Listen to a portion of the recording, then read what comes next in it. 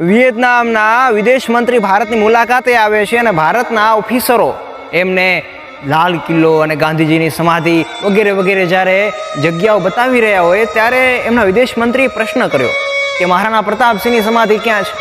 એટલે ભારતના ઓફિસરોને પણ આશ્ચર્ય થયું. એમને કહ્યું કે તે ઉદયપુરમાં આવેલી છે.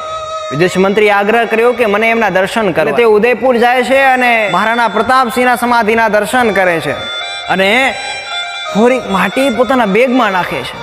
આવું કરવા પાછળનું કારણ શું એવું ભારતના ઓફિસરો જ્યારે પૂછ્યું ત્યારે વિદેશ મંત્રીએ કહ્યું કે આ ભૂમિમાં મહારાણા પ્રતાપસિંહ જેવા વીર સપૂતો જન્મ્યા છે અને આ માટી અમારા દેશની માટીમાં ભેરવી દઈને અમારી ધરતીમાં પણ આવા જ વીર સપૂતો જન્મશે. મિત્રો, જે મહાન વ્યક્તિના જીવનથી ઇન્સ્પાયર થઈને વિયેતનામ જો અમેરિકાને હરાવી શકતું હોય તો આપણે એમના જીવનમાંથી ઇન્સ્પાયર થઈ